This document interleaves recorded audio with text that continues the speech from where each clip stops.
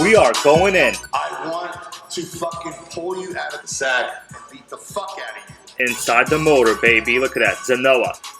What's up, guys? This is part 2 of my HPI Baja restoration. This is an original, not a clone, not a Rovin, not a King Motors. This is the Baja 5B. If you missed the first part, go back and watch it. I paid $100 for this whole thing. I gave some pretty interesting history details when it came out, its competitors at the time, and I did some pretty good in-depth research. I talked about how this was the first real gas RC that pretty much made the fit scale segment popular. Well, let me retract that. There was one before that, and it was the Traxxas Monster Buggy. Many of you guys were not even aware of it. It was a 1/6 scale, came out in 1993, but really it was just not successful.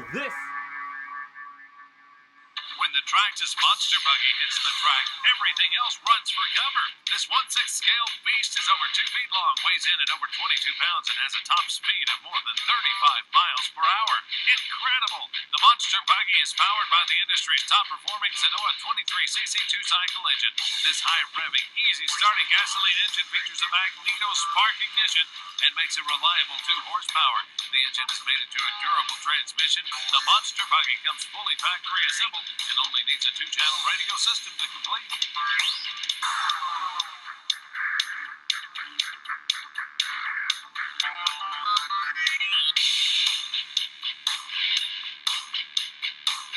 Once you drive it, you'll be thinking bigger is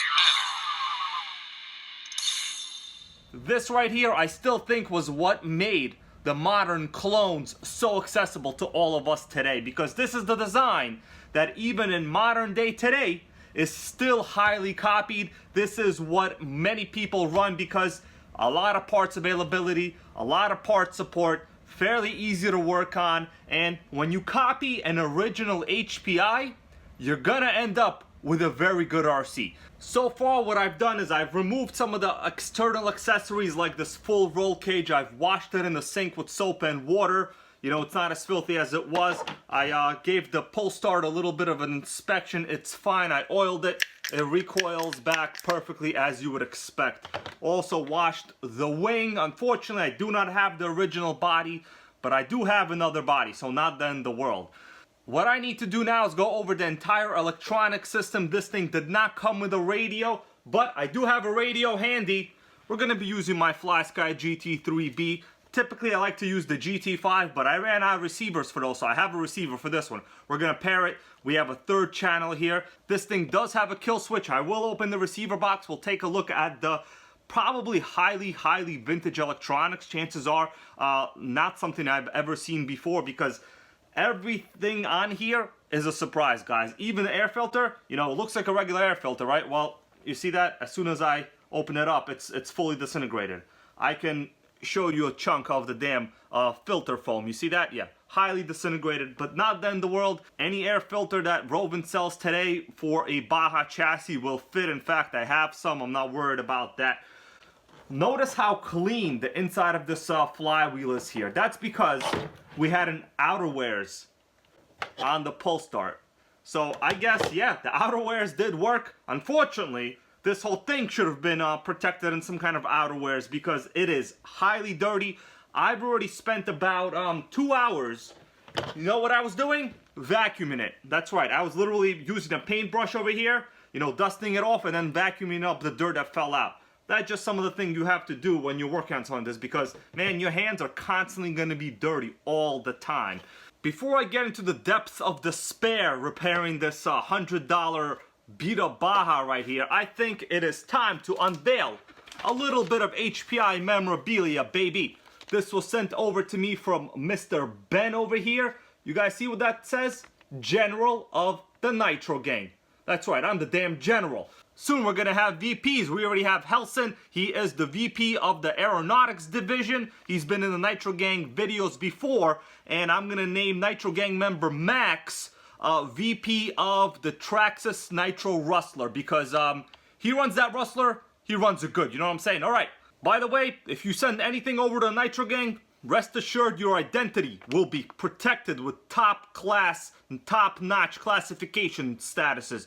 We're going to use some thermal tape to protect your address over here. Your name? Well, what's in a name? You know, don't get upset about the name, you know, just what it is. All right, here we go.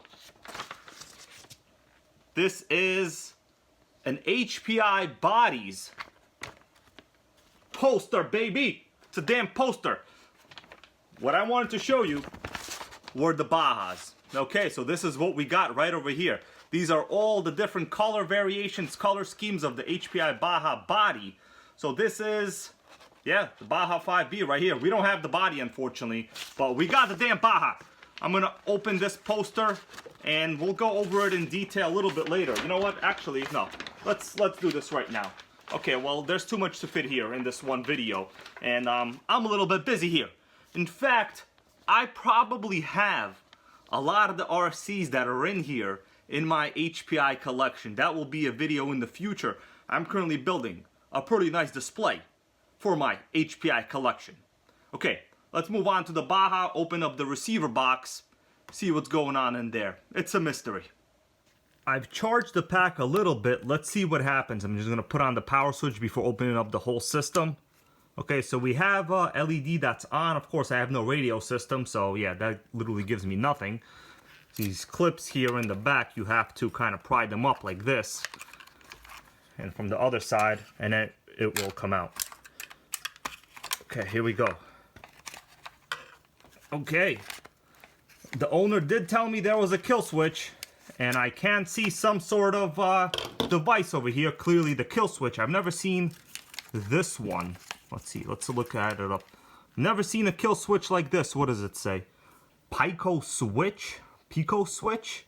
Must be Pico switch, I don't know. Let me turn the power on. Let's see if there's any LEDs on it. Okay, so we have a flashing green LED. I'm pretty sure that means it is not ready. I would have to pair it to the radio, you know, put in the 3rd channel auxiliary. But the thing does have power. That is a good sign. I gotta say, this thing is very small. If you guys seen this kind of kill switch before, you know, put in the comments. I'm curious. It has the letter M on it. Looks like it was written in pen. I'm not sure what that means. Micro, I'm not sure.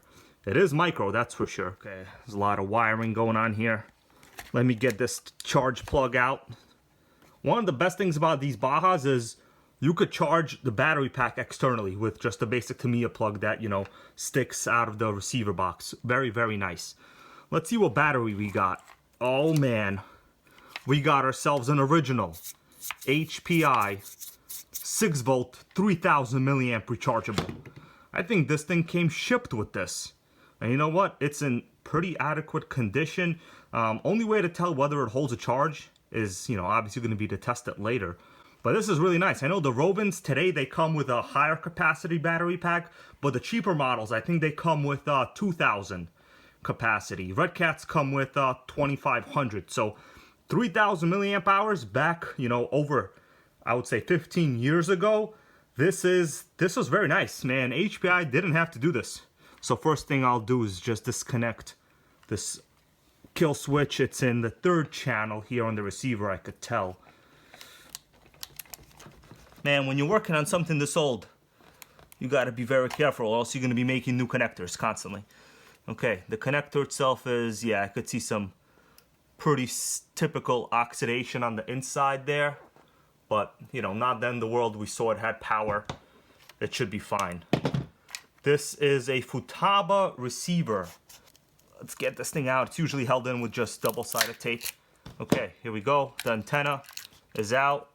There's really only 3 channels here, so keeping track of, like, you know, the power and this and that is not then the world. Just start disconnecting things. This is the power plug. Also, I could see some oxidation on it. And we have just our 2 servos. So the high-tech ones, I think it's safe to say, would be this really good braided wire, and clearly it's channel 1. So yeah, that would be the high-tech servo that this thing is running. So I'm not gonna label it. I'm not gonna forget. Yeah, man, it's in there, good. This one we're gonna have to use the pliers, man. Breathing heavy already here. There we go. Got some heavy oxidation in this thing. I've connected everything off camera. The receiver is paired to the radio. We are going to be observing the kill switch, making sure everything is okay, checking the fail safe. So first thing, gonna power the radio on, right? Okay, channel 2, I just have to change the name. This was used on my Jado right here, but I've since converted to another radio. Okay, I'm gonna power the Baja on. Watch what happens to the kill switch. Hopefully everything is okay. It's gonna be actually my first test too. Okay, wrong direction. Here we go. Okay, so first thing that happened, okay, system is on. I could see we have steering, we have throttle. Yeah. Okay, so I don't see any light on the kill switch. Let me press this third channel here. Watch what happens. Oh yeah, we got ourselves a green LED, baby. I think this thing is actually working. Let me press it again. LED is off. Let's see whether the failsafe I just set works. So I'm gonna power the radio off. We're gonna observe the servo horn. It should apply brakes. And we should also cut spark, so this LED should go off. Okay. We have blinking, I guess that means standby, but this is full brake. Let's power it back on. Okay, kill switch is off. I'm gonna press the third channel here. Once again, LED is functional. And now it's time to test out the kill switch. The kill switch should be sending spark, right? I have my spark tester here on top of the motor. What we're gonna do is observe right over here.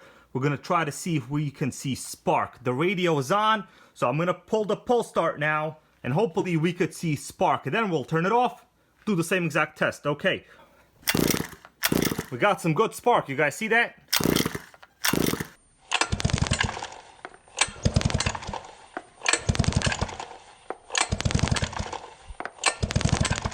Now we'll activate third channel. The LED will go off. That means we should not have spark. I'm gonna repeat this exact test. Make sure there's no spark. Okay, yeah, we got nothing. Nothing, nice. You're not supposed to be able to see through the actual, manifold here where the filter is joined to the carb. That's called a massive air leak. Look at that, I could see inside there. That's not good at all. My plan with this really, I think, is to just replace the carb. I want to keep this ZENOAH motor. It has compression, it seems to be fairly clean. I don't want to replace the motor because then I'm gonna more than likely run into a lot of problems trying to get a lot of these clutch bell accessories out. Oftentimes that's usually how this thing works. Now replacing a carb is no big deal. I usually run like the fake 990 carbs. I've ran it on my other Baja, and for like $13, the fake carbs are more than adequate. I don't see what the big deal is. Let's see. Oh my god. Look at the separation right here. We got some crazy separation going on. I don't know if I'm going to remove this right now. This might be a whole other video. I just want to let you guys know my plan. So yeah, just get a carb. It should be good to go. By the way, you see this mesh on the side of the engine case here? That's also to prevent grass and debris from going inside the crankcase there. Probably seems to have done a good job, but of course, keeping your exhaust open like this is also not ideal. This is one of those situations where, no one goes out of their way, but then you have dirt all over the damn Baja chassis. Not the end of the world. The motor seems to have very good compression. I did check it before. We are going in. Inside the motor, baby. Look at that. ZENOAH. Look at that. Looks pretty okay inside. Let's go all the way in. Oh, there's not much in there. What'd you expect? Here we could see the piston ring. Let's get some good clarity here. Okay, so the ring is, as you would expect, it's there. What do you want me to tell you? It's there, guys. Let's go in through the top now. Can't really tell much, we're just moving the piston up and down. The exhaust port here is in the back. This is already the most amount of light that this camera can put out, so I cannot increase the amount of light. But I don't see any major damage on the sides of the motor there. The casing is normal. The piston looks like it's pretty well caked in oil there, but once again, this camera is providing so much light that it makes everything look a completely different color than it actually is. Good. Nitro so fine, but her breath is like, woo. She say she wanna dance, but she don't know how to woo. I'm iced out, ooh, looking like a star. Woo. Her name is Jenny, ooh, bitch don't have no panties. Woo. I'm Steph Curry, when I hit the three, I hit the... What's up?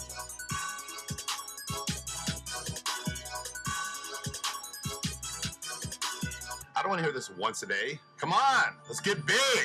Come on.